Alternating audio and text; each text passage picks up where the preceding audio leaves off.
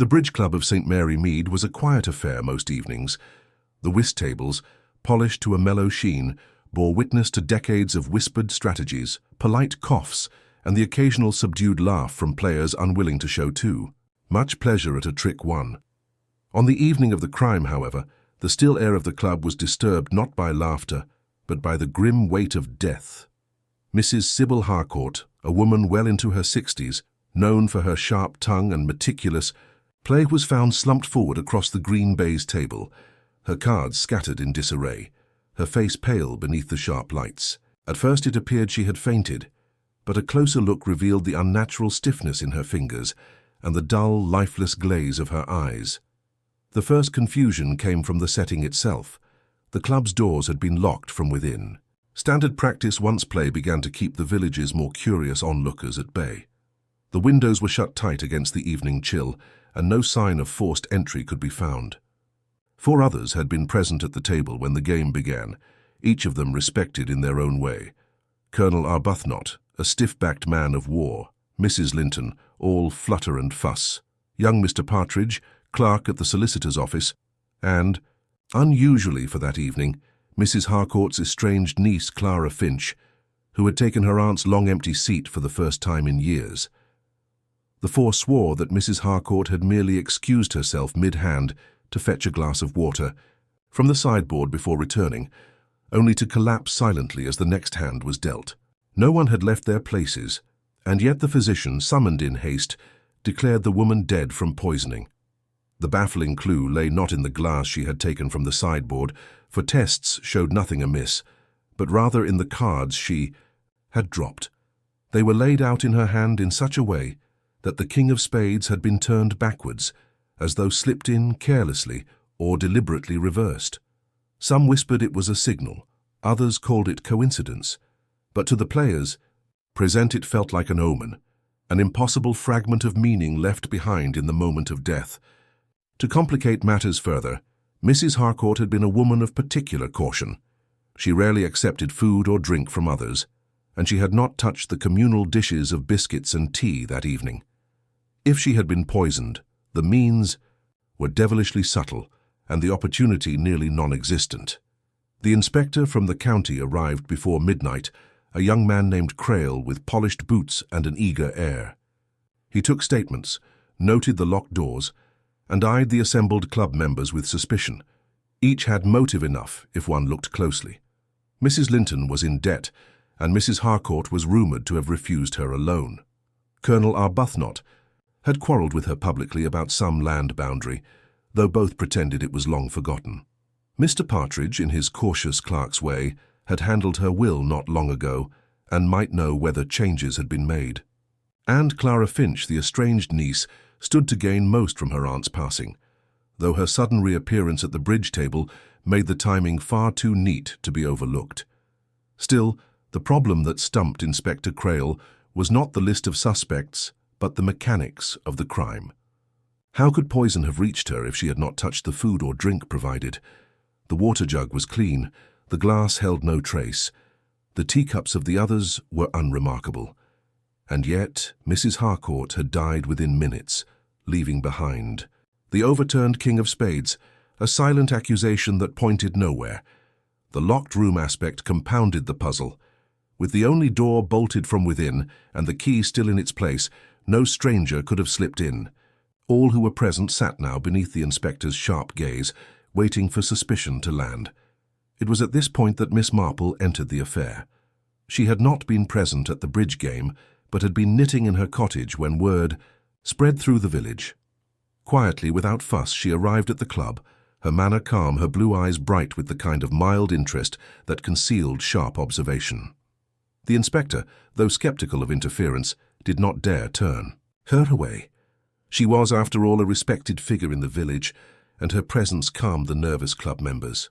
Miss Marple asked few questions that night, preferring instead to look at the scattered cards, the overturned king, the untouched biscuits, and the carefully arranged water jug on the sideboard. "Funny, isn't it?" she murmured, almost to herself, "how sometimes people make a point of what they haven't touched." No one quite caught her meaning, but Clara Finch, sitting stiffly in her chair, shifted ever so slightly, and Colonel Arbuthnot's jaw tightened. The inspector pressed on with practicalities, ordering further tests and planning interviews, but Miss Marple simply sat in silence, her knitting needles clicking softly as her gaze lingered on the meaningless-seeming clue, the backward king of spades. By the time the hour grew late and the club was cleared, the bafflement had only deepened. A woman had died by poison in a locked room, with no visible means of delivery and no clear suspect. The players' accounts matched too neatly to be trusted, and the single odd card seemed almost mocking in its irrelevance. Yet Miss Marple, gathering her things to leave, looked oddly satisfied. She paused in the doorway, watching the lamplight fall across the abandoned table. "Unsolvable things," she said gently, "are very often only badly observed things. It will come clear." And with that she left, the mystery of the bridge club hanging in the chill night air, as intricate and deceptive as any hand ever played. Miss Marple returned to the bridge club the next morning as discreetly as she had left the night before. The inspector and his men were already at work, moving about with a certain brisk energy that had more to do with appearances than genuine progress. Chairs were shifted, cups examined yet again, even the hinges of the windows prodded with the authority of men who knew they were unlikely to find anything new, but wished to be seen as thorough. Miss Marple did not intrude upon their business. She had long ago learned that real observation was best done quietly, without drawing attention to it. She drifted through the room, her eyes wandering as if idly, though nothing escaped them. The bays of the table still bore the marks of last night's panic, scuffed cards, a faint ring from a hastily set glass, one chair pushed back as though someone had risen too quickly. Near the sideboard, where the water jug and glasses sat neatly returned to place, she noticed something the others seemed not to. One glass, the one said to have been Mrs. Harcourt's, gleamed a little too brightly. It had been polished, and recently. The inspector's men had tested it and found nothing, but Miss Marple saw the faintest smear, the kind left when someone over-cleans in haste, wiping more than dust away. She said nothing yet. Instead, she asked very gently if she might see the cards as they had been found. Inspector Crail, indulging her as one humours an elderly lady, had them laid out. The king of spades was still reversed, though no one could say how it had come so. Miss Marple leaned over the card, her eyes narrowing slightly. On the pale border at the top, almost invisible unless one held it to the light, was the faintest smudge, as though from a dampened fingertip. She let the card fall back in place and turned the matter over in her mind. Cards had been handled by everyone, yes, but not often was one inserted backward. That deliberate reversal, she suspected, was not Mrs. Harcourt's own doing. She turned her attention then to the people. Clara Finch had returned that morning, her eyes red from a night of supposed weeping, though the tightness of her mouth suggested anger more than grief. Colonel Arbuthnot, stiff and formal, stood by the mantel, making loud remarks about the disgrace of dying during a game. Mrs. Linton fluttered near the inspector, offering details no one had asked for. How she had sat here, how she had noticed. The time was nearly 9 o'clock when Sybil fetched the water, how she had meant to speak about the score but had been interrupted by tragedy. Young Mr. Partridge remained silent in a corner, his pale face betraying nervousness each time the inspector raised his voice. Miss Marple watched them all. She had learned long ago that lies often revealed themselves not in what was said but in the manner of saying it. Mrs. Linton's eagerness to be helpful had a tinge of performance. Clara's silence was defensive rather than sorrowful. The colonel blustered too much, the sort of noise made by men with something to conceal, and poor Mr. Partridge looked less guilty than frightened, which was in its own way just as telling. At one point, Miss Marple asked whether Mrs. Harcourt had been known to complain of ill health. Mrs. Linton immediately cried out that Sybil had been strong as an ox, never ill a day in her life, while Clara muttered that her aunt had often fretted about her heart. The colonel contradicted them both, saying she had been in perfect condition and walked miles each morning. Mr. Partridge said nothing at all, only looked at the floor. The contradictions hung heavy in the air, and Inspector Crail scribbled notes with an air of irritation. To Miss Marple, the discrepancies were more valuable than the words themselves. A small thing then caught her attention. On the mantel beside Colonel Arbuthnot's elbow sat a scorebook, the kind used to tally bridge games. It was closed, yet its corner was damp and curled slightly, as though touched by a wet hand. No one remarked upon it, but Miss Marple remembered. The over-polished glass and the faint smudge on the card. A picture was beginning to form, though blurred at the edges. Someone had wiped too carefully. Someone had handled something with fingers damp from more than water. When tea was brought in, Miss Marple observed again. Mrs. Linton refused with an elaborate shudder, saying the whole business had put her off food entirely. Colonel Arbuthnot took his with great show, as if to prove he feared nothing. Clara hesitated, then accepted a cup but did not drink. Mr. Partridge held his cup as though it might burn him. Such tiny reactions, so easily overlooked, told Miss Marple more than statements given under oath. She let the inspector continue his official questioning while she sat quietly, her knitting clicking once more. It was during one such interval that Clara, thinking no one was looking, reached into her handbag and produced a folded paper, which she slipped swiftly back after glancing at it. Miss Marple did not miss the gesture. Later, when Clara rose to leave, the old lady stooped to pick up a dropped handkerchief, her eyes resting briefly on the clasp of the handbag. The initials engraved there were not Clara's own, but those of her aunt, Sybil Harcourt. Why would the niece carry her aunt's purse? The authorities saw only what was plain: a death by poison, suspects bound together by proximity, and no means yet identified. But Miss Marple's mind worked along different lines. She thought of the reversed king, the over-cleaned glass, the damp scorebook, the borrowed handbag. She thought, too, of the faces around her, and the small betrayals of expression that told more truth than words.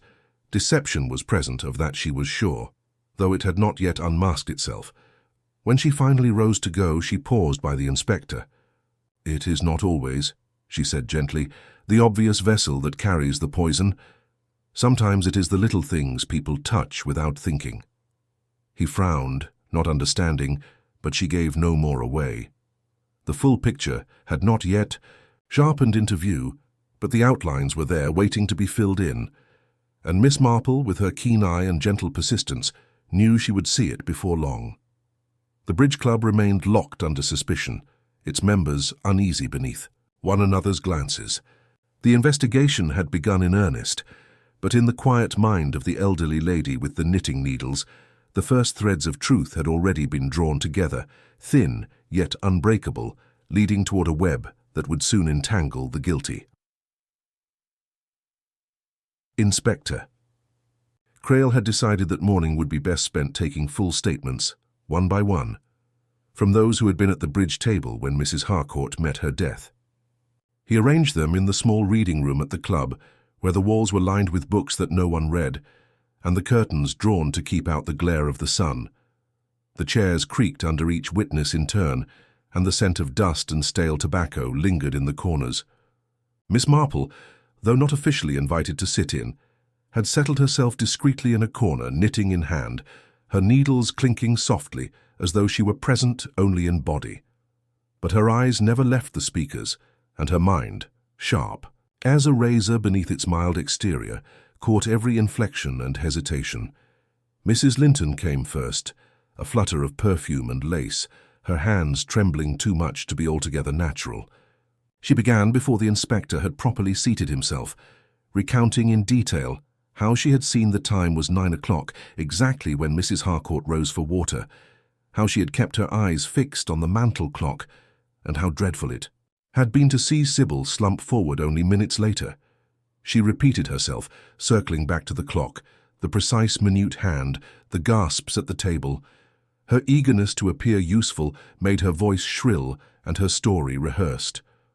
Miss Marple noted how carefully Mrs. Linton avoided speaking of the cards themselves, as though she feared mentioning them. When the inspector pressed about whether Sybil had touched food or drink, Mrs. Linton insisted, almost too quickly, that Sybil had refused everything but the water, and that she herself had seen nothing unusual at the sideboard.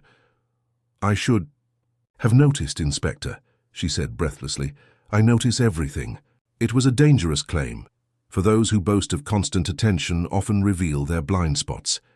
Next came Colonel Arbuthnot, upright and square-jawed, his tone clipped as though giving evidence at a court-martial.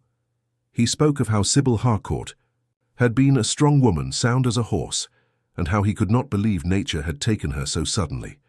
He admitted they had quarrelled in the past about boundaries, but dismissed it with a brusque wave, declaring it long forgotten. Yet when asked about the position of the players at the table, he contradicted Mrs. Linton flatly. She had claimed to sit to Sybil's left. The Colonel placed her on the right. He insisted Clara Finch had been opposite, but Mrs. Linton had earlier said young Partridge was opposite. Such slips, Miss Marple reflected, were telling. Players of bridge should remember their positions clearly. To confuse them suggested an attempt to reconstruct events rather than recall them. And when questioned about the backward King of Spades, Arbuthnot dismissed it with a snort. Superstition and nonsense, I saw no such thing. His denial, firm to the point of stubbornness, stood at odds with the testimony of others. Mr. Partridge was called next, thin, pale, and with spectacles. That slid perpetually down his nose. He spoke in a low, hesitant voice. He said little, only that he had noticed Sybil pause briefly as she returned with her water, and that she had seemed distracted before she fell forward. He could not recall the cards in her hand, nor the exact moment she collapsed.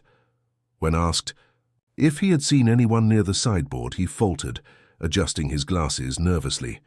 I don't think so," he murmured, though his eyes darted towards Mrs. Linton, betraying some unspoken uncertainty. His statement was the least assertive, but to Miss Marple it was perhaps the most genuine. Fear made him vague but not deceitful. Then came Clara Finch, Sybil Harcourt's niece. She entered with composure, her dark dress severe, her face pale but unsmiling. She admitted she had not been close to her aunt for years, but claimed she had been invited to the bridge club that evening by Mrs. Linton, who thought it time she rejoined the social circle. Clara said she had noticed nothing unusual in her aunt's behaviour, save a certain nervousness. She held her cards tightly, Clara observed, as if they might be taken from her. When asked about the King of Spades, Clara said she had seen it reversed but thought little of it. "My aunt always had peculiar habits," she added coolly, as though to dismiss its significance. Yet when questioned about the handbag she carried, engraved with Sybil's initials, Clara flushed. "It was given to me," she said hastily, "weeks ago. She no longer wanted it." Miss Marple's knitting paused briefly at that, for she knew Sybil Harcourt to be a woman who did not part lightly with her belongings. The inspector recorded each version, but the contradictions troubled him. Mrs. Linton's insistence on time clashed with Arbuthnot's placement of players. Partridge's nervous hesitation suggested something seen but unspoken. Clara's composure masked too neat an answer about the handbag. Yet none of these threads wove into a clear picture. The locked room remained locked, the poison unexplained, and the backward King of Spades an enigma. When the questioning ended, Inspector Crail paced the length of the reading room, muttering about lies and half-truths. Miss Marple set her knitting aside and spoke softly. "You know, Inspector, people are rarely entirely untruthful. They give themselves away in the little things. Mrs. Linton speaks too much, the Colonel too little. Mr. Partridge tries not to speak at all, and Clara chooses her words with care. Somewhere in those words the truth lies hidden, not in what they say but in what they contradict." She asked then, in her gentle manner, to see again the sideboard where the water had been fetched. The inspector humoured her, though with an exasperated sigh. Miss Marple leaned close to the jug, then touched the rim of the tray beneath. A faint, sticky mark clung to her finger. "Curious," she murmured, "that no one thought to clean the tray as well as the glass." She wiped her finger delicately, with her handkerchief, her eyes glinting. Later, when the suspects left, each departing with varying degrees of haste, Miss Marple reflected on the pattern emerging. Mrs. Linton, eager to be believed, might have seen too much. Arbuthnot, denying the obvious, concealed more than a quarrel about land. Mr. Partridge trembled under some knowledge he feared to voice. And Clara Finch. She carried her aunt's handbag and spoke of her peculiarities with too much detachment.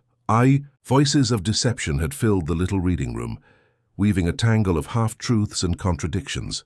Yet in that tangle, Miss Marple sensed the shape of hidden motives. Greed, fear, pride, resentment, each sat at the bridge table with the players last night, and one had slipped death into the game. The puzzle was not yet solved, but the pieces were beginning to shift into place, and Miss Marple, with her keen patience, would wait until the guilty hand revealed itself in full. The morning after the questioning, the atmosphere in St. Mary Mead was taut with unease. News of Sybil Harcourt's death had spread, and the small village hummed with whispers. In the bridge club itself, dust motes floated lazily in the narrow slants of light, a deceptive calm that masked the storm of suspicion beneath. Inspector Crail sat with his notes spread before him, attempting to sketch the outlines of motive and opportunity. Yet every time he thought he saw a clear line pointing to one suspect, it tangled itself into contradiction with another. Miss Marple, seated nearby with her knitting, seemed absorbed in her wool, but her mind turned quietly over the same threads, though with greater patience and sharper insight. Greed lay at the forefront of possible motives. Clara Finch, estranged niece though she might be, stood to inherit the bulk of her aunt's estate. The will, handled not long ago by young Mr. Partridge at the solicitor's office, left no doubt about that. Clara's presence at the club that night, after years of absence, was too neat a coincidence.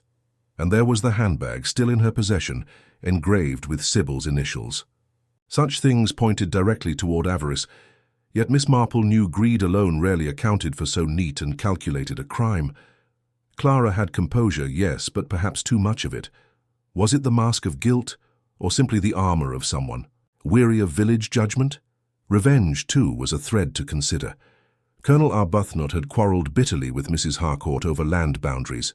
Their feud had been public, and though he claimed it forgotten, his rigid denials and blustering manner suggested otherwise. Miss Marple had long observed how old quarrels in villages were never truly forgotten. They merely went underground, like roots waiting to resurface. The colonel had the character for it, stubborn and proud, a man who would rather settle a score than admit defeat. But could such a man manage the delicate subterfuge of poison and subterfuge? It seemed ill-fitted to his nature, which favoured blunt words and heavier weapons. Jealousy, that quieter motive, hovered around Mrs. Linton. She had been financially embarrassed, Sybil having refused her a loan not long ago. In their circle, money meant more than comfort. It was status, standing, survival. Mrs. Linton's eagerness to assist the inspector, her endless rehearsed details, might have been the desperation of someone hoping to deflect suspicion. And yet Miss Marple had noted something else in her. Mrs. Linton's gaze toward Clara Finch carried an edge, sharp and unkind. Was it envy of youth, envy of inheritance, or something darker? Such emotions, simmering unspoken, could curdle into motive. Still, Mrs. Linton's fussiness made her seem more likely to stumble into lies than to orchestrate a flawless crime. Then there was fear, a motive less tangible, but no less potent. Young Mr. Partridge had quivered through his testimony, sweating under the inspector's gaze. His knowledge of the will placed him in a unique position. Perhaps he had discovered a clause, a secret bequest, something Sybil had intended to reveal. That might have harmed him or another. His silence, his nervous glances, suggested knowledge withheld. But was he the kind of man to risk murder, or merely the kind to cower at having seen too much? Miss Marple thought the latter more likely, though she tucked away the possibility of fear-driven action. The inspector, exasperated, voiced his frustrations aloud. Each of them has reason, and yet none fits the facts. Clara for the inheritance, Arbuthnot for revenge, Linton for envy and debt, Partridge for fear. But who had the means? His hand slapped against the table. The poison, we cannot explain the poison. Miss Marple did not answer at once. She considered the tray, still faintly sticky, the polished glass, the backward king of spades. She thought of how carefully everyone had spoken, and how carefully they had avoided certain things. "It is a maze," she said gently. "But mazes have exits, Inspector. You only need to notice the paths that double back on themselves." So she retraced them in her mind.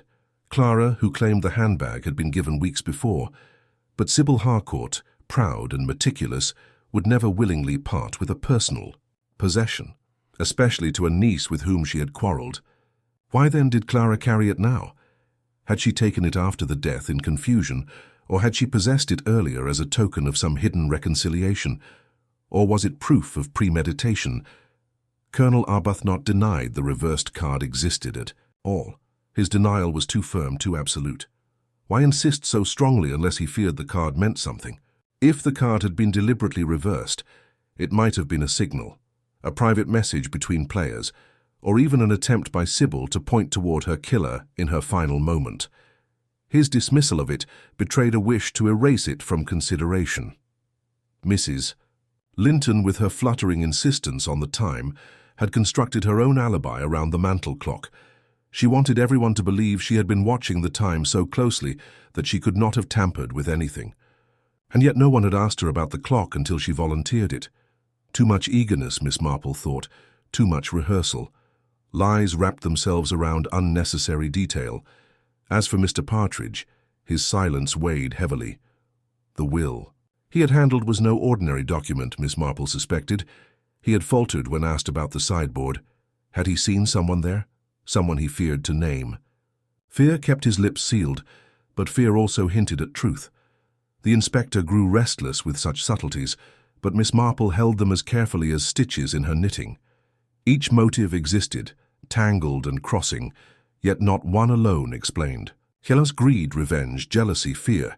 Each player brought their own card to the table, but which hand had been played that night? She rose then and walked slowly to the window. From there she could see the lawn outside, where the villagers were gathering in murmuring knots speculating on the crime. Such speculation, she thought, was not unlike the game of bridge itself. Guesses, bluffs, careful watching of others. Hands. Sybil Harcourt had lived her life like a game of bridge, shrewd, cautious, unwilling to be outwitted. That she had been outplayed now suggested her opponent was no amateur. Returning to her chair, Miss Marple spoke softly. "The question, Inspector, is not only who benefited, but who had the wit to contrive such a thing. One among them feared Sybil's knowledge, one coveted her possessions, one hated her past quarrels, one envied her wealth. But only one of them knew how to slip poison into the pattern of play so neatly." The inspector frowned. "And you think you know which?" "Not yet," Miss Marple replied, her needles clicking once more. "But we are no longer lost in the maze. The paths are beginning to narrow." In the silence that followed, the tangle of motives seemed to hover in the room like smoke, drifting but beginning at last to take shape. Each suspect's lie, half-truth or silence, formed a thread, and Miss Marple, with her patient fingers, was slowly weaving them together into the web that would in time close around the guilty. Inspector Crail had never liked lingering mysteries. The village was restless, and his superiors pressed for a swift resolution. So when a piece of evidence surfaced that seemed to fit neatly into the puzzle, he seized upon it with eagerness. The scorebook from the bridge game, the one Miss E. Marple had noted as faintly damp at its corner, had been examined more closely that morning. To the inspector's delight, faint traces of a powdered residue clung to the page where Mrs. Harcourt's hand had marked her scores. The chemist declared it consistent with a common but potent poison, one easily dissolved in water. To Crail, it was triumph. The poison had been transferred from the page to Sybil's fingers, and thence to her lips when she raised the rim of her glass. A clever trick, but no longer a mystery. The inspector's next step was to find whose hand had dusted the scorebook with the fatal powder. And here fortune seemed to favour him. Young Mr. Partridge, already nervous, confessed that he had handled the book earlier that day. He had been helping Mrs. Harcourt record past tallies, preparing the book for that night's play. His fingerprints were all over its cover, his initials noted beside some sums. Worse, he admitted, stammering and red-faced, that Mrs. Harcourt had scolded him the week before about a clerical error in her will. She threatened to have another solicitor. "Handle her affairs," he muttered, "and that would have ruined my reputation." To Crail it was as good as a confession. Motive, fear of exposure. Means, access to the scorebook and knowledge of Mrs. Harcourt's habits. Opportunity, plenty, since he worked in the office where the book was kept. By mid-afternoon, The inspector had announced to the village that the culprit had been found. Mr. Partridge was placed under guard, his protests drowned by the inspector's confident declarations. The villagers, eager for resolution, nodded and whispered their satisfaction. A timid clerk seemed a fitting villain, his pale face easy to imagine bending over a poisonous scheme. Mrs. Linton gasped with relief, insisting she had suspected him all along. Colonel Arbuthnot barked that it was a disgrace to the profession of law, though he appeared quietly satisfied to see suspicion shift away from himself. Clara Finch said little, only pursed her lips and watched with cool detachment as Mr. Partridge was led away. Yet in the corner, Miss Marple's needles clicked more slowly than usual. Her blue eyes, half hidden behind the spectacles, betrayed no satisfaction. When the inspector, flushed with triumph, asked if she was not pleased at the outcome, she smiled gently. "It is very neat, Inspector. Almost too neat." Crail frowned. "You saw the evidence yourself, madam. The poison on the scorebook, his fingerprints, his own admission of motive. It is conclusive." "Perhaps," said Miss Marple softly. "Yet I have always found in village life that the most conclusive appearances are often the most misleading." That evening she reviewed the matter alone in her cottage. The backward king of spades, the polished glass, the sticky tray, the handbag with Sybil's initials, none of these fit comfortably into the inspector's neat solution. If the poison had indeed been dusted upon the scorebook, why had the culprit also taken pains to wipe clean a glass? And why had Sybil's handbag surfaced in Clara's possession if the crime was merely about a will and a nervous clerk? No. There were too many threads unaccounted for. Miss Marple thought too of Partridge himself. Nervous, hesitant, yes. But his timidity had the quality of a man frightened of what he knew rather than guilty of what he had done. His eyes had darted, often toward Mrs. Linton, his silence heavy with unspoken words. Was it guilt, or was it the terror of naming what he had witnessed? The inspector, however, pressed forward. He arranged for Mr. Partridge to be transported to the county jail. The villagers settled, reassured that justice had been swift. Yet, Miss Marple continued to watch. She noticed how Clara Finch now carried herself with greater ease, how Colonel Arbuthnot resumed his loud talk at the club without his former stiffness, how Mrs. Linton became once more the centre of village chatter, her voice raised in moral condemnation of the criminal solicitor. Relief was written on all their faces, relief, not triumph. It was as though they had escaped some net and were grateful it had fallen on another. 2 nights later, Miss Marple awoke to hear the church clock strike midnight. She sat up in bed, uneasy, the threads of thought weaving into a troubling pattern. If the crime had been solved, why did unease still hang over the village like a fog? Why did Clara's eyes linger too long on her aunt's empty house? Why did Colonel Arbuthnot avoid any mention of the reversed card, insisting still it had never existed? Why had Mrs. Linton rehearsed her times and movements so diligently, as though building an alibi against suspicion? She returned to the club.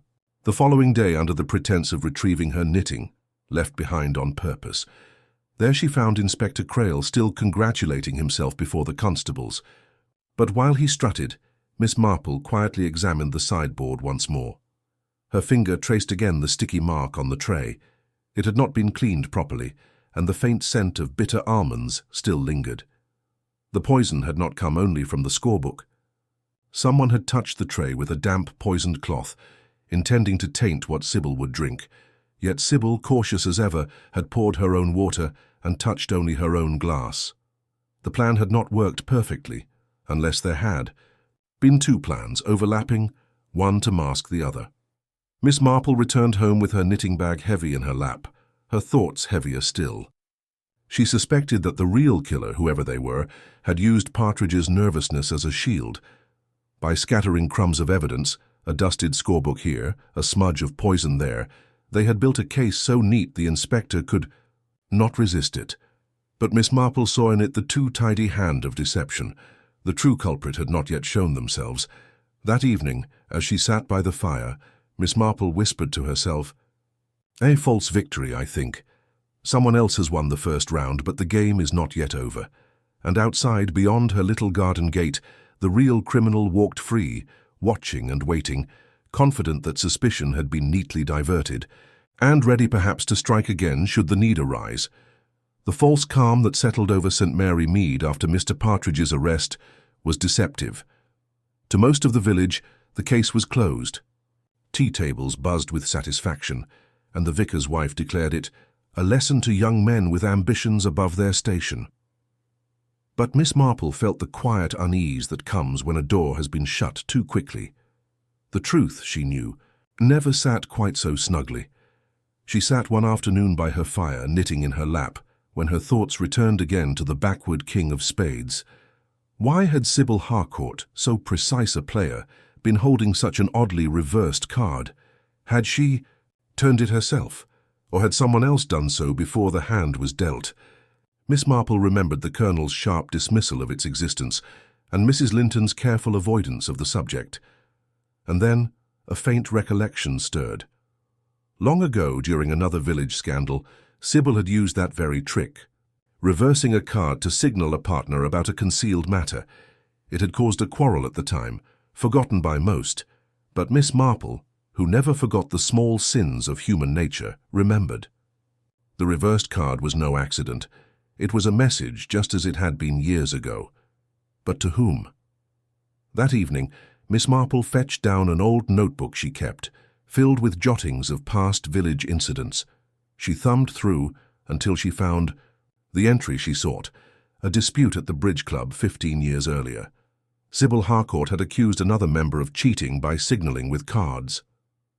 The other member had been none other than Colonel Arbuthnot. The quarrel had been patched up outwardly, but it had left its mark. The Colonel had never forgiven Sybil for the humiliation, though his pride had forbidden him to speak of it again. And now, faced with a reversed card in Sybil's hand at the moment of her death, the Colonel denied it existed at all. Too great a coincidence. Yet the past reached further still. Miss Marple recalled a more distant shadow, whispered about in her youth, a scandal involving Sybil's younger sister.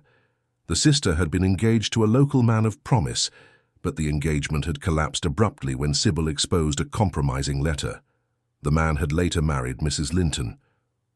Few remembered it now, but Miss Marple did.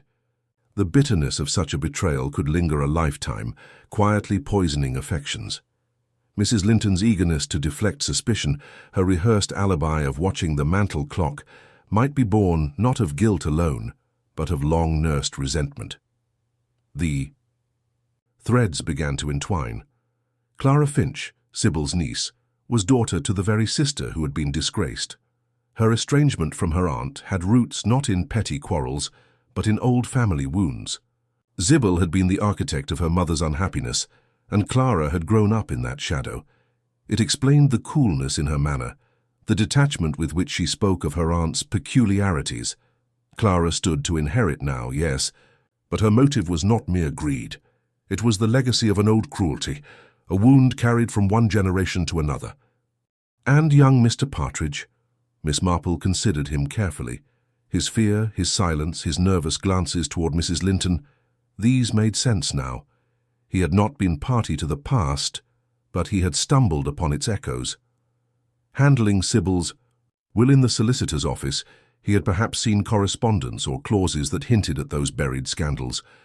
The land dispute with Arbuthnot, the bequest that cut Mrs. Linton out, the inheritance meant to fall wholly to Clara.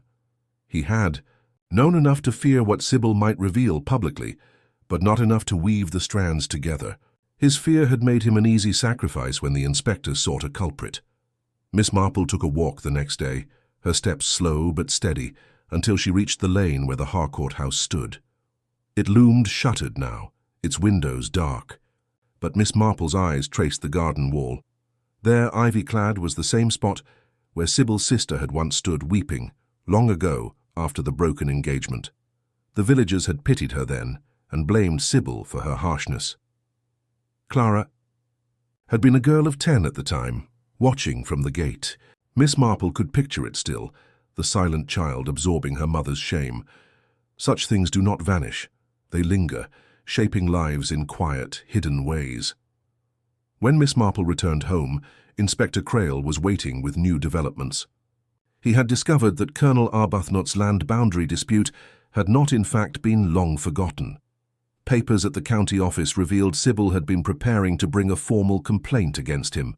"There you have it, Crailsea," said triumphantly. "Revenge, plain and simple. The Colonel had cause enough." Miss Marple shook her head gently. "Cause, yes. But revenge is rarely so subtle, Inspector. Poison does not suit the Colonel.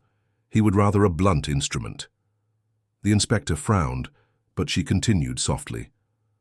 "No, this is not only about land, nor only about money. It is about the past, about injuries and betrayals that never healed. Mrs. Linton, Colonel Arbuthnot, Clara, each carries a shadow of it, and Sybil Harcourt, for all her sharpness, held the threads of their grievances. That is why she died." Crail looked unconvinced, but Miss Marple saw the pattern clearly. The crime was not born in the moment Sybil fetched her water-glass. It had roots buried years deep, in the quarrel over cards, in the scandal of a broken engagement, in the bitterness of family estrangement. Someone had waited for their chance, weaving the old wrongs into a fresh cruelty. That night Miss Marple sat once more with her knitting, though the needles lay idle on her lap. She thought of the reversed king, a signal from the past that had come full circle. She thought of Clara's handbag, Arbuthnot's denial, Linton's rehearsed tale, Partridge's trembling silence. All were bound, not just by a single night's game of bridge, but by histories that had entangled their lives long before. "The shadows of the past," she murmured, "cast the darkest patterns on the present." And she knew, as surely as she knew the stitches on her needles, that the real killer had not yet been unmasked, but that the answer lay buried in those forgotten grievances, waiting to be drawn into the light. The bridge club had fallen into a strained quiet in the days since Mr. Partridge's arrest. Outwardly, the villagers accepted Inspector Crail's neat solution, but a faint unease clung to the air, as if the very walls of the club resisted the idea of such a simple ending. Miss Marple felt it most of all. She had seen tidy conclusions. Before, and more often than not, they crumbled under the weight of a single overlooked truth. It was with this thought that she devised a small test, not of fingerprints or chemical powders, but of human character. In her long life she had learned that people, when nudged gently into unexpected situations, often betrayed themselves more readily than when questioned directly. So she proposed something curious. Another game of bridge, played with the very same group as on the night of Sybil Harcourt's death. Inspector Crail scoffed at the idea, but Miss Marple persisted in her quiet, stubborn way. "It is in play, Inspector," she murmured, "that people reveal themselves. One cannot help one's little habits." Reluctantly, he agreed. The four suspects, Colonel Arbuthnot, Mrs. Linton, Clara Finch, and under guard but permitted to sit in, the pale and trembling Mr. Partridge, gathered around the table once more. The air was tense, the clink of shuffled cards loud in the silence. Miss Marple did not play herself. She sat nearby, knitting, her eyes sharp behind her spectacles. The first few hands passed without incident. The Colonel played brusquely, slapping, his cards down with military finality. Mrs. Linton fussed over every bid, exclaiming at her poor luck and sighing theatrically. Clara played coolly, her face composed, her moves deliberate. Mr. Partridge hesitated at every turn, apologizing nervously even when he won a trick. Then Miss Marple leaned forward with a mild suggestion. "Perhaps," she said softly, "it would be fitting if we dealt with Sybil's own cards. They are still here, are they not?" She gestured to the pack from the night of the crime, kept carefully aside by the inspector. Crail frowned, muttered something about evidence, but yielded at last. The cards were produced, shuffled, and dealt anew. It was then that Miss Marple employed her trick. Before anyone could examine their hands, she leaned across and plucked one card from Mrs. Linton's spread, turning it upside down and sliding it back into place. "There," she said with a little smile. Just as Sybil had hers, the room went still. The inspector stared, baffled, but Miss Marple kept her gaze fixed gently on the players. Colonel Arbuthnot grunted, unimpressed. Mr. Partridge gave a nervous laugh. Clara Finch arched an eyebrow but said nothing. Only Mrs. Linton reacted with a visible shiver, her hand jerking slightly as she clutched her cards closer. "Really, Miss Marple," she exclaimed, voice pitched too high. "That's morbid. Distasteful, I should say." The protest rang false, loud enough to mask not horror, but recognition. Miss Marple caught it at once. "Oh, but why morbid, dear?" she asked, her tone deceptively mild. "A backward card means nothing at all unless one attaches a meaning to it, unless one knows it means something." Mrs. Linton flushed, her lips parting, then pressed together again in a thin line. The Colonel shifted in his seat, looking sharply at her. Clara watched with cool interest, while Mr. Partridge kept his eyes on the table, though his knuckles whitened against his cards. Miss Marple let the silence stretch before resuming her knitting. She had no need to press further. The reaction had been enough. Still, to strengthen her little test, she suggested a pause for tea. The tray was brought in, cups and saucers clinking, steam rising from the spout. Miss Marple noted how Mrs. Linton refused again, with an elaborate display of distaste. "After all that's happened, I couldn't bear it," she insisted. Clara accepted a cup, but only toyed with it. The Colonel drank his down in a single swallow, as though daring the poison to try him. And Mr. Partridge, poor boy, nearly dropped his in his nervousness. When the play resumed, Miss Marple observed carefully. At one point, Clara adjusted her handbag on her lap, the same handbag with Sybil's initials still faintly visible on the clasp. Miss Marple, feigning absent-mindedness, remarked, "Such a handsome bag, my dear. I always admired Sybil's taste in things." Clara's hand froze for an instant, then she smiled faintly. "She gave it to me," she said smoothly. But Miss Marple had caught the hesitation. People seldom hesitated when speaking simple truth. The evening ended without a clear winner at the table, but Miss Marple felt she had won what she needed. As the players dispersed, she lingered near Mrs. Linton. "It troubled you, didn't it?" she said gently. "The card I turned." Mrs. Linton stiffened, denying it, but her eyes betrayed her. They were the eyes of a woman who knew the language of reversed cards, who remembered Sybil's old trick, and who feared its reappearance. Later, in her cottage, Miss Marple laid aside her knitting and reflected. The unconventional clue had not been a fingerprint, nor a chemical trace, but the simple act of mirroring the dead woman's signal. It had drawn out fear in one, calculation in another, denial in a third. Each reaction told her more than ours. Of questioning, she thought again of the backward king of spades, of the polished glass, of the sticky tray. She thought of Mrs. Linton's lifelong resentment, Colonel Arbuthnot's humiliated pride, Clara Finch's inherited bitterness, and Partridge's fearful silence. All were tied together, bound not only by Sybil's death, but by the past she had shaped with her sharp tongue. The inspector stormed about, barking orders. "Search the club, seal the doors, no one leaves until I have answers." His men obeyed, but the suspects were already watching one another with heightened suspicion. Trust, fragile before, now cracked. Completely. Miss Marple slipped to the sideboard, her hands folded neatly in front of her. She examined the pot from which the Colonel had been served. Only his cup was tainted. Whoever had poured for him had intended his death and no others.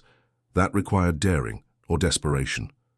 Later, in the cramped reading room, the suspects were questioned again, their nerves stretched to breaking. Mrs. Linton insisted she had been seated at the far end of the table and had not touched the tea. "I've avoided it ever since Sybil's death. I said so before and I say it again."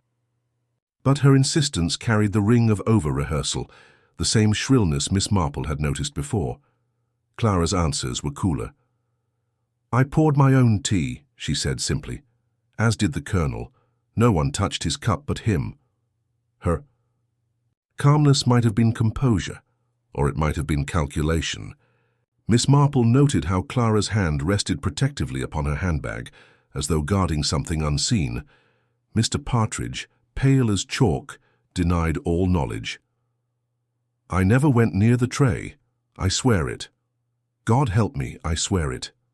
His terror seemed genuine, yet fear alone did not absolve him. Inspector Crail, frustrated, declared that Arbuthnot's death was proof Partridge had lied before and struck again to silence suspicion. But Miss Marple shook her head gently. "No, Inspector, this is not his way. Mr. Partridge trembles at shadows. The hand that killed tonight was bold, bold enough to strike when all eyes were watching. The inspector growled, unconvinced, but Miss Marple continued softly, "We must ask why the colonel and why now. He was not the inheritor, not the debtor, not the estranged kin. But he was a man who denied a card that others swore they had seen.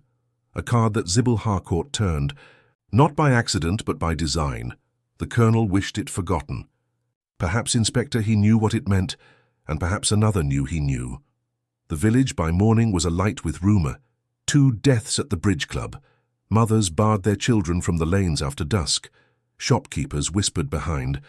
Counters and eyes turned suspiciously on every neighbour. Fear was no longer quiet. It was shouted in the streets. For Miss Marple, the second murder shifted the pattern. The killer was no longer merely concealing. They were advancing, bold enough to strike again. It was not only about Sybil Harcourt's death now. It was about control, about silencing voices that might unravel the truth. That afternoon, she walked, alone to the vicarage, her pace unhurried, her mind turning over the puzzle. Arbuthnot's quarrel with Sybil, the old scandal of Clara's mother, Mrs. Linton's envy, Partridge's silence, all threads in the web. But the killer had shown their hand now. They had killed not out of necessity alone, but as warning. And so Miss Marple devised a quiet plan. She told no one, not even Inspector Crail. That evening she invited Clara Finch and Mrs. Linton to tea at her cottage. Mr. Partridge, too, was asked, though he came nervously, glancing over his shoulder at every shadow. The inspector objected, but Miss Marple insisted gently. "If we are all together, Inspector, no harm can come. And sometimes when one believes they are safe, one reveals more than intended." The gathering was tense. Miss Marple poured the tea herself, making a small show of tasting each cup before handing it across. Mrs. Linton fluttered. Clara sat stiff. Partridge's hands shook as he lifted his saucer. Conversation faltered until Miss Marple said, quite suddenly, "Sybil's card, the reversed king of spades, such a curious thing. One does wonder whom she meant to signal, don't you think?" The room stilled. Mrs. Linton looked away, fussing with her napkin. Clara's lips pressed together, though her eyes flickered. Only Partridge spoke in a whisper. It was facing me." He blinked rapidly, as though regretting the words the instant they escaped. "I thought it strange at the time, but I daren't say."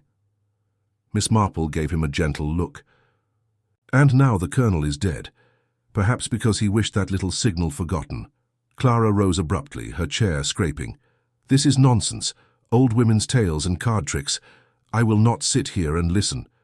But her voice was too sharp, too brittle, and her hand again went to the handbag at her side. Mrs. Linton gasped at the outburst, then cried, "You see, Inspector, she cannot bear the mention of it." The inspector seized on the quarrel, but Miss Marple's mind was elsewhere. She had seen the crack, the subtle tremor in Clara's poise, the same cold detachment that now frayed under pressure. Arbuthnot's death had been no accident of timing. He had known too much, or guessed too near the truth. As the evening ended, Miss Marple sat alone by her hearth, her knitting untouched. The killer had struck twice now, and might again. The game was no longer about puzzles and vanished evidence. It was about survival. Her voice, soft in the empty cottage, carried a weight like a prayer. "The hand is moving faster. Another will fall unless I play my cards soon." Outside, the wind swept the lane, and the shadow of the bridge club loomed darker than ever. The villain was still several steps ahead, and Miss Marple knew the final play had yet to come. The village awoke the morning after Colonel Arbuthnot's death in a state of near hysteria. 2 deaths, both under the roof of the bridge club, had shaken St. Mary Mead more than any scandal in memory. The grocer closed, his shutters early, the postmistress whispered with her customers, and every doorstep became a pulpit from which theories were preached. Inspector Crail, red-eyed from lack of sleep, stomped through the high street as though sheer noise and presence might restore order. But Miss Marple, quiet in her garden with her knitting, knew that order could only be restored by patience. For amid all the noise there was a silence, something not said, not noticed, that tugged at her mind. The pieces of the puzzle, scattered and confusing, had begun to shift in her thoughts, arranging themselves into a pattern. And she realized, with the same chill she had felt the night Sybil Harcourt died, that the key had been before them all along. She thought first of the backward king of spades. Sybil had not been a fanciful woman. To turn a card in her hand was deliberate. Years ago, Miss Marple remembered, Sybil had once caught another player signaling by such means, Colonel Arbuthnot of all people. She had humiliated him publicly, and though he blustered, he had never lived it down. That the reversed card should reappear at her own death was no accident. It was a message. But to whom? Then there was Mrs. Linton, so fluttering, so eager to be helpful, yet too rehearsed. She had placed herself beside the mantel clock in her statement, pressing upon the inspector her precise account of the time. 9 o'clock exactly, she had repeated, again and again. No one had asked her about the time. She had insisted on it herself. Such insistence, Miss Marple knew, is not the habit of the innocent, but of those rehearsing an alibi. Yet when Miss Marple tested her with the turned card at the second bridge game, it was Mrs. Linton who had shivered, paling at the memory. Why? Fear the symbol unless she understood it, unless she had seen it used before? Clara Finch, too, weighed in Miss Marple's mind. The handbag, engraved with Sybil's initials, had troubled her from the beginning. Clara claimed her aunt had given it to her weeks before, but Sybil had been a woman of possessive habits. More troubling was Clara's reaction when the card was mentioned at Miss Marple's cottage. She had risen sharply, her composure cracking, her hand flying instinctively to the handbag. And Arbuthnot's sudden death, so bold, so different from Sybil's, seemed to protect Clara as much as it silenced him. He had denied the reversed card existed. Perhaps he had known it was meant not for him but for her, and poor Mr. Partridge. Nervous, trembling, his silence heavy with dread. He had confessed quietly that the card faced him, that he had noticed it but dared not speak. He was not bold, not cunning enough to weave poison into a plan, but he had seen something and fear had sealed his lips. The vanishing of the scorebook, the smashing of the glass, these were not his work. They were the acts of someone capable of erasure, someone confident enough to believe themselves untouchable. Miss Marple thought of the scorebook again. The inspector had crowed over the traces of poison on its pages, yet when the book vanished, Mrs. Linton had betrayed panic at the suggestion that ink could still be traced on the sheets beneath. Panic only arises when truth is close. Why fear the ghost of writing unless one had left something damning in it? And yet Miss Marple recalled Mrs. Linton's debts and jealousies, though real, did not align with such cold calculation. She might bluster, she might scheme, but to poison once was possible. To destroy evidence, to strike again so boldly as Arbuthnot had been struck, that seemed beyond her. It was Clara's cool detachment that returned to Miss Marple again and again. She had sat at her aunt's death with lips pressed thin, had carried her handbag with a possessiveness too sharp to be casual, had risen with brittle fury when Sybil's card was mentioned, and Arbuthnot's death, so pointed, so theatrical, had removed not only a voice that denied the card, but a man who might have begun to suspect what Sybil had meant by it.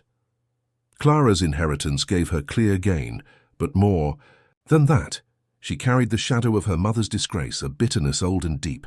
Miss Marple remembered seeing Clara as a girl, standing silent at the garden gate while her mother wept. That kind of silence, long endured, hardens into purpose. It was then that the pattern struck her in full clarity. The backward king of spades was not only a signal, but a mark of recognition, a secret language of grievance between Sybil and her circle. Sybil had used it once to expose Arbuthnot's cheating. To reverse it at her own death was to say, "I see you. I know." And if the card faced Mr. Partridge, then Sybil had not been accusing him but warning him to speak perhaps, or pointing toward another, and the handbag, yes, that handbag. Miss Marple saw it suddenly, with the sharpness of truth. Clara had not been given it weeks before. She had taken it after Sybil's death. It was not vanity that made her cling to it, but fear of what it contained. For Sybil, meticulous as ever, would have carried her private letters, her notes, perhaps even the missing letter whispered of in the village. Clara's hand on the clasp each time the handbag was mentioned was not a gesture of sentiment, but of guardianship. She was guarding what lay inside, just as she guarded her composure before the inspector. When Miss Marple rose from her chair that evening, she felt a rare thrill of certainty. The pattern had emerged, not in the inspector's fingerprints or chemical traces, but in the small human details: the backward card, the polished glass, the misplaced handbag, the flinch at a test, the silence of a frightened man. The truth had been in plain sight all along, waiting for the threads to be drawn together. At supper she told Inspector Crail only this: "It is very near, Inspector, very near indeed.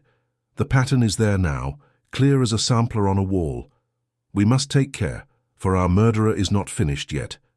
They will strike again if pressed, but the hand that holds the cards is trembling. One more move and it will be revealed." The inspector muttered about riddles, but Miss Marple smiled gently. "Not riddles, Inspector. Patterns. And patterns always tell their tale, if one has the patience to see." Outside, the wind moaned across the hedgerows. The bridge club stood dark and silent, but within its walls 2 dead already lay, and the shadow of a third crime stretched ever closer. Miss Marple, knitting in her lap once more, kept her eyes on the door. For she knew the killer had played boldly, but the final trick of the hand was yet to be laid upon the table. The air in St. Mary Mead had grown taut as wire. 2 deaths hung like a pall over the bridge club, and suspicion, once whispered, now clung openly to every glance and every murmur in the village lanes. Inspector Crail busied himself with statements and orders, his pride stung by the loss of evidence and the audacity of the second murder. Yet for all his bluster, the case slipped through his fingers like water. It was Miss Marple who saw more. Clearly, for she watched not the surface but the undercurrents, the tiny tells that revealed the human heart. The pattern had emerged, yes, but the motive was still blurred. Greed and inheritance explained part of it. Revenge over past slights explained another part. Yet neither fully accounted for the boldness, the risk, the extraordinary determination to kill again, even when the village was watching. Money alone does not compel a second murder in plain sight, nor does revenge unless it has a deeper root. Miss Marple knew there was something else, something darker and far more personal. She thought again of Clara Finch, the young woman's cool composure. Her sharp detachment and her fierce guardianship of Sybil's handbag spoke volumes. Clara stood to inherit, true, but the faint tremor in her voice when her mother's name was mentioned gave away more than she realized. Sybil Harcourt had ruined her sister's engagement long ago, exposing a private letter that disgraced her. Before the village, Clara had grown up in the shadow of that cruelty, watching her mother bear the weight of humiliation until her death. The inheritance, then, was not just money, it was reclamation. Clara had waited, biding her time, and when the opportunity came, she struck with icy precision. But Miss Marple also remembered Mrs. Linton's shrill fluster, her panic at the mention of ink traces on vanished pages, her trembling at the sight of the reversed card. Why fear the card unless she too knew what it signified? The past again stirred here. Mrs. Linton had been the woman who eventually married the very man Sybil had robbed from her sister. She had gained what Clara's mother lost, but she had done so with the bitterness of second best, haunted by Sybil's triumph. It explained her resentment, her eagerness to deflect suspicion. Yet even Mrs. Linton's envy could not explain the ruthless boldness of the second strike. She fluttered and schemed, but she lacked the steel. Colonel Arbuthnot had carried his own grudges, humiliation from cheating, threats of land disputes. Yet Arbuthnot was now dead, poisoned as cruelly as Sybil. His death was not the beginning of motive but part of the silencing. Whoever killed Sybil killed the colonel to bury an old truth. The real question, Miss Marple realized, was not who gained from Sybil's death, but who feared the truth of the past being uncovered, who could not bear that Sybil's secrets might yet be spoken aloud. The breakthrough came not in the bridge club, nor in the inspector's papers, but in a small overlooked conversation at the grocer's. Miss Marple, carrying her knitting bag, overheard 2 women whispering about Sybil's peculiar habit. She had always carried in her handbag a little notebook filled with names, debts, and secrets of the village. Nothing escaped her, one woman said. She wrote it all down. What she lent, what she saw, what people said after tea. She never let it out of her sight. Miss Marple paused, her mind turning sharply. The handbag, Clara's handbag, engraved with Sybil's initials. Of course. That was why Clara clung to it so fiercely. It was not only a token of her aunt's possessions, it was the vault of her aunt's secrets. Inside, no doubt, lay the record of betrayals, humiliations, and perhaps even the intention to alter her will. And in those pages was the true motive. That evening, Miss Marple paid Clara a visit. She found her in the Harcourt house, sitting stiffly. In the drawing-room, the handbag at her side as always. Miss Marple, gentle as ever, spoke of nothing at first but weather and parish matters. Then, almost idly, she said, "Sybil was a woman who remembered everything, wasn't she? I often wondered if she forgave, but she never forgot." Clara's lips tightened. She had a long memory, too long. Miss Marple's eyes flicked to the handbag. "I suppose she wrote it all down. Names, wrongs, little secrets. She was very exact, very precise. It must have been quite a burden to inherit that." For the first time, Clara's composure cracked. Her hand clutched the bag, her voice edged. With something raw. "You don't understand. She poisoned everything, every joy, every friendship, every chance my mother ever had. And she wrote it down as if it were proof. Proof that she was cleverer, sharper, stronger than the rest of us. I could not let her go on holding that power, even in death." The words spilled out, not yet a confession, but close enough. Miss Marple's heart sank, for here at last was the hidden motive. It was not greed, nor even revenge in its simple form. It was the need to destroy the woman's power to wound, the need to silence the voice that had shaped lives with cruelty and kept them prisoner through memory. Sybil Harcourt had not merely played bridge or hoarded money. She had collected weaknesses, wielding them like cards in a game only she knew the rules of. Clara had grown up in the shadow of that game, her mother ruined, herself dismissed. Killing. Sybil was not about inheritance, it was about breaking free. But the psychology ran deeper still. Clara had not stopped at her aunt. She had struck Arbuthnot because he had known the meaning of the reversed card, had recognized the signal from the past, and might have guessed it pointed to her. His death was silencing, plain and cold. She would have struck again, Miss Marple realized, if pressed. She had tasted freedom at last, and she would kill to keep it. When Miss Marple left that evening, she carried the weight of the truth like a stone. She told Inspector Crail only part of it, for she knew the time was not yet right for full revelation, but in her heart the hidden motive was clear. The crimes were not merely about what Sybil Harcourt possessed, but about what she had taken from others, what she had recorded, what she had never let die. Clara Finch killed not just to gain, but to erase, to bury the long shadow of her aunt's memory once and for all. Alone in her cottage, Miss Marple folded her hands over her knitting and whispered, "It is always the human heart in the end. Money, land, possessions, those are but tokens, but humiliation, shame, the need to be free of another's cruelty, those drive people further than gold ever could." And in that whisper lay the revelation. The true motive was not wealth or quarrel, but liberation from a lifetime of silent bondage. Clara's psychology was no less cold for being comprehensible. She killed because she had lived too long under Sybil's dominion, and she would kill again, Miss Marple feared, unless the truth was brought into the light. Snow had begun to fall.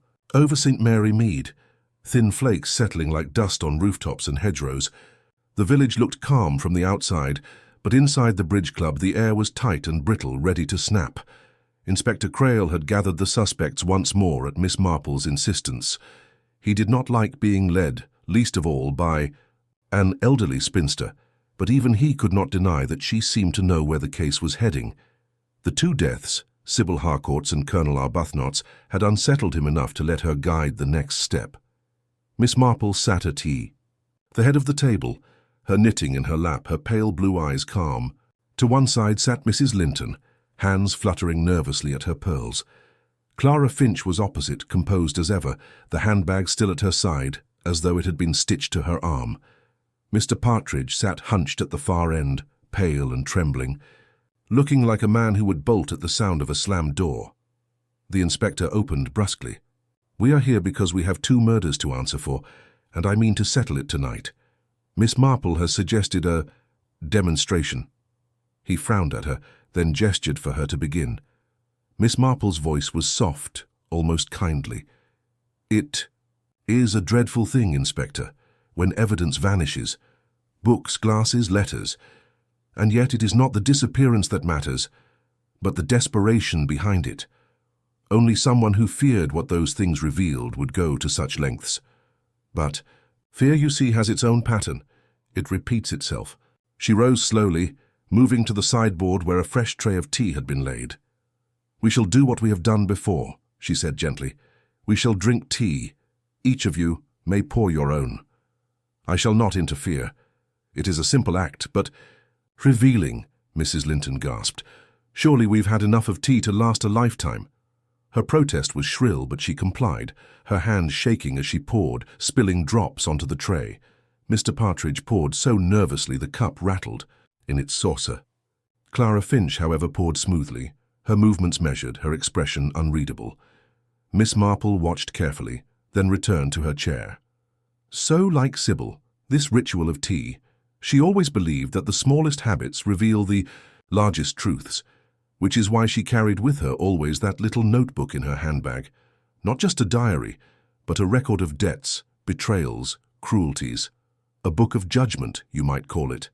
Clara's hand tightened visibly on her handbag. "You see," Miss Marple continued, "Sybil's death was not about inheritance nor about land or quarrels. It was about that book, about the hold she still had over those she had wronged. That is why she turned her king of spades in her final moments, not to accuse Mr. Partridge, who was too timid even to speak, but to signal that she knew. She knew who among you had reason not just to gain, but to silence her forever." Mrs. Linton burst into tears, dabbing at her eyes. "I had reason, yes. She made my life miserable once, years ago. But I swear I never touched her. Never." Mr. Partridge stammered. I saw the card. It was turned toward me. I thought it strange, but I couldn't—" His words dissolved into frightened silence. Miss Marple's gaze settled on Clara. "And you, my dear? You knew your mother's disgrace was Sybil's doing. You grew up watching it. You carried the bitterness all these years. And then when you discovered her notebook, you saw that she had not only ruined the past, she meant to shape the future. I dare say she planned to alter her will again, perhaps even to cut you out. It was not the inheritance you feared losing. It was the power she had to continue binding you to her cruelty, even after she was gone." Clara's lips tightened, but she said nothing. Miss Marple leaned forward, her voice still gentle. "That is why you carry that handbag, always so close. Not because it was a gift, but because you cannot let it out of your sight. The book is in there still, isn't it? And Arbuthnot, and he remembered the quarrel about the reversed card all those years ago. He saw its meaning at once. He would have spoken, and so he had to be silenced." "That, my dear, was your second mistake. The first was the card. The third will be tonight." The room was silent, but for the crackle of the fire. Mrs. Linton sobbed quietly. Mr. Partridge's eyes darted from one face to another. Inspector Crail shifted in his seat, preparing to act. Clara sat very still. Her eyes, cool and dark, moved from Miss Marple to the inspector. Then, slowly, she unclasped the handbag. From it she drew a small leather notebook worn at the edges. She laid it on the table, her hand resting upon it. "You don't know what it's like," she said at last, her voice low but steady. "To grow up in someone's shadow. To see your mother broken every day by words spoken years before you were born. To live under the judgment of a woman who never forgot, who never forgave. She ruined everything she touched, and she enjoyed it. She enjoyed watching us suffer." Her voice rose, sharp now. "So yes, I killed her because she would never stop. Not while she lived, not even in death. That book is proof of it. Every petty debt, every slight, every sin she thought she had the right to record. She had to be stopped." Inspector Crail half rose, but Miss Marple lifted a hand. "Clara was not finished. And Arbuthnot," Clara continued, her voice trembling now. He guessed. He knew what that card meant. He would have shouted it to the world. He deserved it too. He was no better, cheating and lying all his life. They all deserved it. The words hung in the air, heavy and final. Clara's chest heaved, as though the weight of years had broken loose. Then, with sudden violence, she snatched up the notebook and flung it into the fire. Flames leapt, devouring the pages at once. The room filled with the sharp scent of burning leather. Crail lunged forward, but Miss Marple remained seated, her hands folded calmly. She had known this would come. "It makes no difference, my dear," she said softly. "The book was only the chain Sybil forged for you. But you forged your own when you chose to kill. Fire cannot burn that away." For the first time, Clara faltered. Her composure crumbled and she sank into her chair, her face pale. The fire hissed as the last of the notebook turned to ash. The inspector barked orders, the constables moved, and Clara was taken from the room. Mrs. Linton wept more loudly, as though relieved the blame had shifted from her. Mr. Partridge whispered a prayer of thanks, tears streaking his pale cheeks. Miss Marple sat quietly, the faintest sigh escaping her. She had known from the moment she saw Clara's hand rest on that handbag. The evidence might burn, but the truth had already been spoken. Outside, the snow fell heavier, muffling the village in silence once more. The final confrontation was over. The cards had all been played, and the winning hand was not Clara's, but Truth's. And Miss Marple, serene and watchful, knew that in St. Mary Mead, as in life, no one ever escapes the final reckoning. The arrest of Clara Finch brought a strange stillness over St. Mary Mead. Villagers who only days ago had whispered theories at their garden gates now spoke of the case as if it were concluded, a grim tale already fading into memory. Clara's calm confession, her destruction of the notebook, and the inspector's triumphant march out of the bridge club seemed to have tied the matter with neat finality. Inspector Crail basked in relief, and even Mrs. Linton declared she always suspected something cold in that girl. But Miss Marple was not satisfied. She sat in her cottage that evening with her knitting on her lap and her fire crackling gently. Something troubled her, a stitch that would not fall in place. Clara had motive, yes, and opportunity. Her hatred of Sybil Harcourt, born of her mother's disgrace, was undeniable. But Clara's confession had come too quickly, too smoothly. It had felt less like a crack in her composure than like surrender, as though she had been guided into playing the final card. Miss Marple replayed every detail in her mind: the backward king of spades, the vanished scorebook, the polished glass, the smashing of evidence, Arbuthnot's sudden death, and Mrs. Linton's panicked fluster when she had spoken of ink traces. It was there, in that moment of panic, that the unease lodged. Clara had guarded her handbag fiercely, yes, but it was Mrs. Linton who had trembled each time the scorebook was mentioned. Why destroy evidence if Clara's guilt was already plain? Unless, Miss Marple thought, Clara had been willing to shoulder a guilt that was hers in part, but not hers alone. The following morning, Miss Marple paid a quiet visit to the constable on duty. With the softness of an old lady asking after trivialities, she inquired whether Clara had been allowed to bring her handbag with her. The constable, puzzled, said no. It had been emptied before she was taken to the jail. "Nothing much in it, ma'am," he said. "No notebook now, of course, but there was a handkerchief, a little mirror, and, oh yes, a scrap of paper with her aunt's handwriting." Miss Marple's eyes brightened. "A scrap?" she asked. "Yes, ma'am, just a torn bit, said something about, 'Tell her the king will be turned.'" We thought it nonsense. But to Miss Marple, it was no nonsense at all. It was the final stitch. Sybil had written it down, her last signal, not to Clara but to another. Sybil had known who intended to silence her. The backward king of spades had been her mark, a cry of warning. Clara, in her bitterness, had acted, but the true hand behind the poison had been someone else. That evening, Miss Marple invited Inspector Crail, Mrs. Linton, and Mr. Partridge to tea at her cottage. Clara's name was not spoken at first. They sat stiffly, each carrying their own unease. Mrs. Linton in particular looked thinner, her eyes restless, her pearls clutched like a talisman.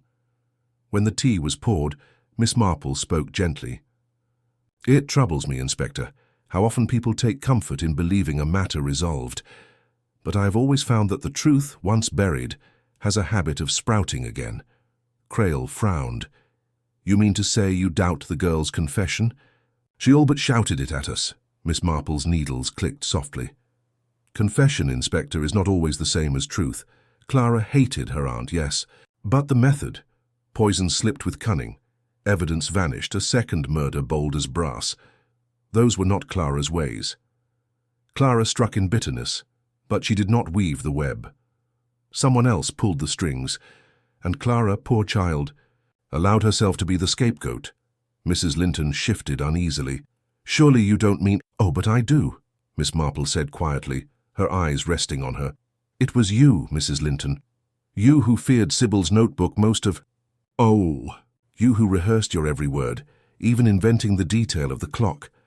You who trembled when I spoke of ink beneath vanished pages. Clara's hatred made her dangerous, yes, but it was you who planned the poisoning, who wiped the glass, who crept into the station to destroy the scorebook. Arbuthnot not guessed too much, and so you silenced him, though Clara bore the blame. Mrs. Linton's face blanched. That's monstrous. You cannot— But Miss Marple's voice remained calm. You married the man Sybil stole from her sister, yet you were always second best in his eyes. Sybil never let you forget it, every village gathering, every whispered remark. And then the notebook, her cruel little record, ensured your shame would live on. So you resolved to end it. Clara's bitterness made her the perfect shield. You knew she would crack when pressed, and so she has. But you, Mrs. Linton, you are the true hand behind it all. Silence fell. Even Inspector Crail, skeptical by nature, leaned forward, his face grave. Mr. Partridge stared wide-eyed, his lips moving soundlessly. Mrs. Linton's pearls slipped from her grasp and fell, clattering to the floor. Her hands trembled as she pressed them together. I only wanted it to end, she whispered. Do you know what it is, Miss Marple, to live under another woman's shadow?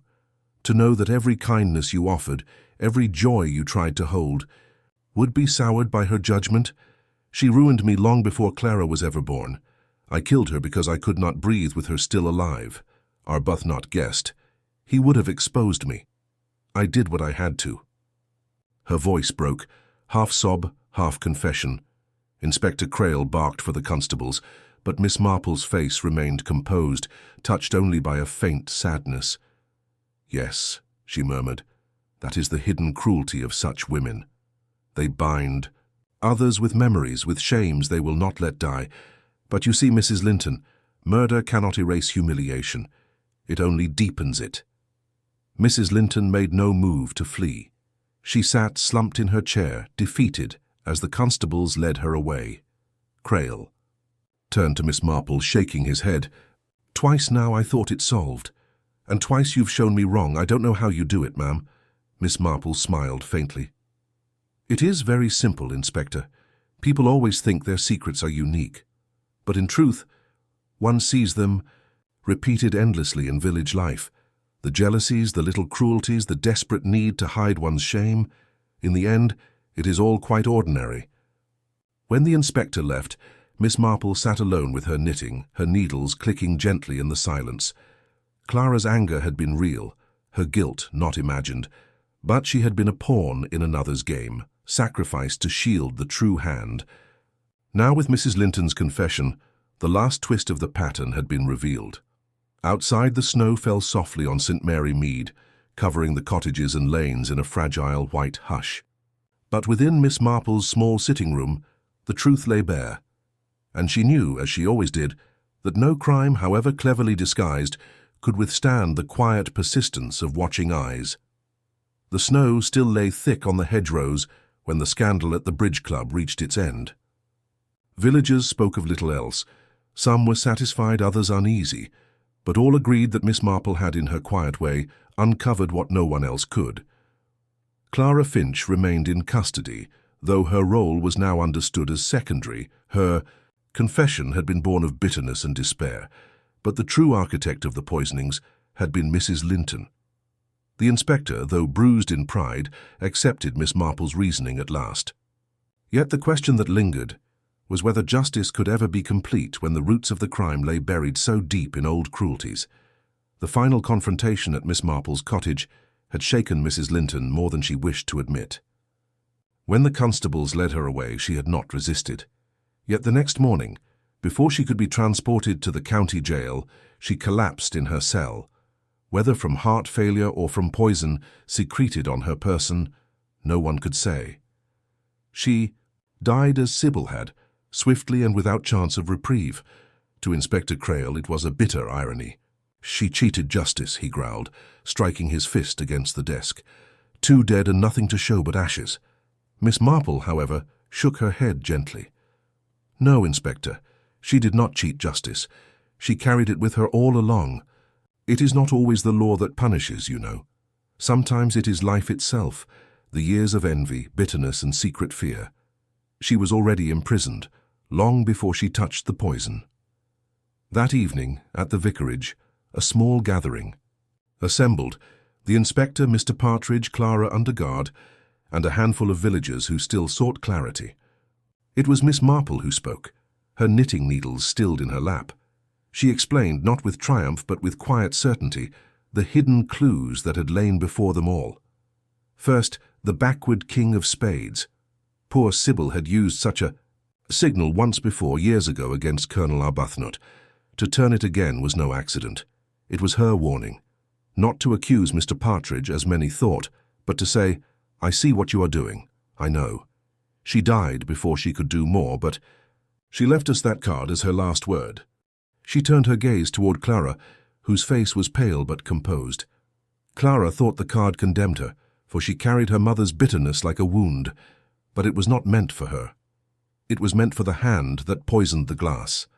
Second, Miss Marple went on, was the scorebook. The inspector believed its dust of poison was conclusive, but it was far too neat. Only one person feared it enough to creep into the station and destroy it. Mrs. Linton. She had rehearsed her story too carefully, repeating the time, anchoring herself beside the mantel clock no one had asked her about. Such rehearsals betray the guilty. Mr. Partridge's hands trembled as he whispered, I saw her that night near the sideboard, but I was too frightened to speak." Miss Marple nodded kindly.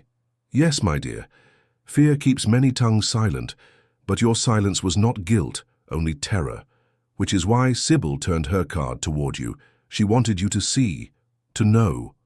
Third," she said, "the handbag. Clara carried it always, guarding it fiercely. Inside was not vanity, but fear. Sybil's little notebook, her book of judgment. Every debt, every cruelty, every humiliation recorded. Clara kept it because she could not bear it to fall into other hands. But Mrs. Linton feared it most of all, for it contained the truth of her own shame. That is why she killed. To erase it, yet in the end it was her own panic, her trembling at the mention of ink, her shiver when I turned a card, that revealed her." The inspector muttered, "And Arbuthnot?" Miss Marple's face grew grave. He remembered. He recognized. The signal. He would have spoken. And so he was silenced with poison in his tea. His death was not passion but necessity. Mrs. Linton could not allow the past to speak. The room was hushed. Outside, the snow muffled the village in silence. Clara looked down at her hands, her voice low. "I hated her, Aunt Sybil. I hated her all my life. But I did not mean to kill her, only to watch, to see her fall. It was Mrs. Linton who finished it, and I let her." Miss Marple's eyes softened. "Yes, my dear. Hatred can bind us as cruelly as love. You were her pawn, but you are guilty too in your way. You let silence cover the truth, until it was too late." Inspector Crail rose, pacing the hearth. "So she's dead now, Linton. And Clara, well, she'll face the magistrates, though I doubt they'll hang her. But what have we gained? 2 dead at the card table, 1 more in her cell, and a village that won't forget this winter for generations." Miss Marple folded her hands over her knitting. "What we have gained, Inspector, is clarity. Sybil Harcourt thought she could control the world with memory, with her little book of secrets. Mrs. Linton thought she could erase the past with poison. Clara thought she could free herself by silence. And yet, none of them escaped the truth. It always rises, like cream, to the top. Justice, Inspector, is not always a verdict in court. Sometimes it is simply the unveiling of what people wished hidden. That is punishment enough. When the gathering broke, the villagers left in solemn quiet, their boots crunching through the snow. The inspector lingered, still dissatisfied. "You're right, of course," he admitted grudgingly. "But it leaves a bitter taste. I wanted her in the dock. I wanted the world to see her guilt." Miss Marple smiled faintly. "The world has seen, Inspector. They will whisper it in every lane, carry it in every letter. That is the kind of justice Mrs. Linton feared most, and she has not escaped it, not even in death." Later, alone in her cottage, Miss Marple returned to her knitting. The fire burned low, the needles clicked softly, and her thoughts drifted back over the long chain of events. The backward card, the sticky tray, the vanished book. Each tiny clue had seemed so trivial, but together they had formed the pattern, a pattern of pride, envy, and silent cruelties stretching back decades. She sighed, not with weariness but with the weight of understanding. "People imagine crime to be about money or passion," she murmured, "but it is more often about the small human failings. Envy, shame, the need to be remembered. Sybil Harcourt ruled by remembering everything. In the end, it was remembrance that destroyed them all." The snow fell steadily outside, covering the village in white silence. St. Mary Mead would recover, as villages always do. Gossip would mellow into story into legend, and one day children would whisper about the winter when 2 people died at the bridge club. But Miss Marple, sitting quietly by her fire, knew that the truth, the whole truth, had been seen, and that was justice enough. And yet, as she looked at the last ember glowing in the grate, she felt the faintest chill. Justice had been served, yes, but it had not healed. It never truly did. Snow had begun to thaw in St. Mary Mead, dripping from thatched eaves and running in thin rivulets through the hedgerows. The hush that had blanketed the village during the murders was lifting, though not completely. The grocer's bell rang again. The churchyard filled once more with children's voices, and the vicar's sermons returned to their customary length. Yet beneath the ordinary rhythms, a faint unease remained, as though the village itself had taken a breath it could not quite release. Miss Marple walked slowly down the high street with her knitting bag tucked under her arm, nodding to those she passed. People smiled at her with a mixture of gratitude and wariness. She had, after all, uncovered what no one else could. First Sybil Harcourt's killer, then the hand that silenced Arbuthnot. She had shown the inspector, the villagers, even Clara. Finch herself, that truth could not be buried. Justice, such as it was, had been served, yet in their eyes lingered the memory that she had seen through them all. That kind of knowledge unsettles people. At the bridge club, the green baize tables remained empty. Dust had begun to settle where once the clink of glasses and the shuffle of cards had sounded. Inspector Crail declared he would see it closed. Until further notice, but already there were whispers of reopening. Life, after all, insists on resuming its games, even where tragedy has struck. For Miss Marple, though, the case did not feel entirely finished.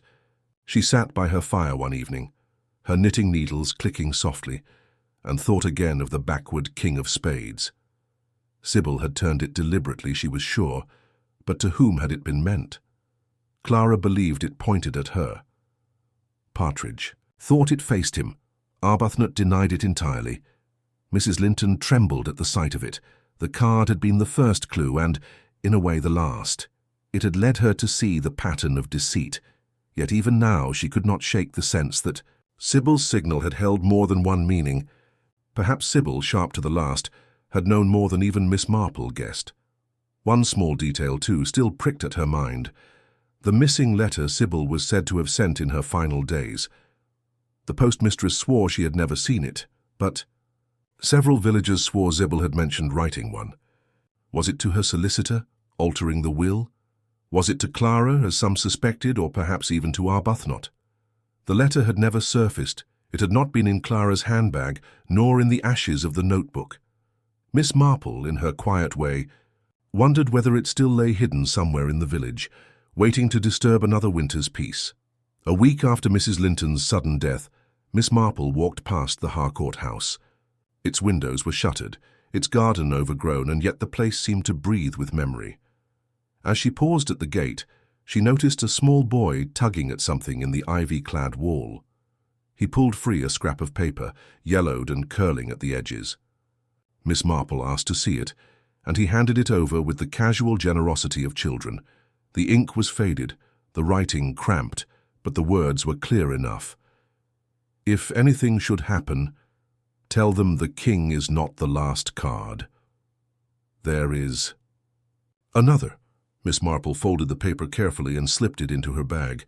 She did not show it to the boy nor to anyone else.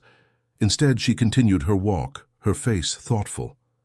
Sybil's cryptic message might have been paranoia or foresight, or simply the ramblings of a woman accustomed to controlling others with hints and secrets. Yet Miss Marple felt a shiver.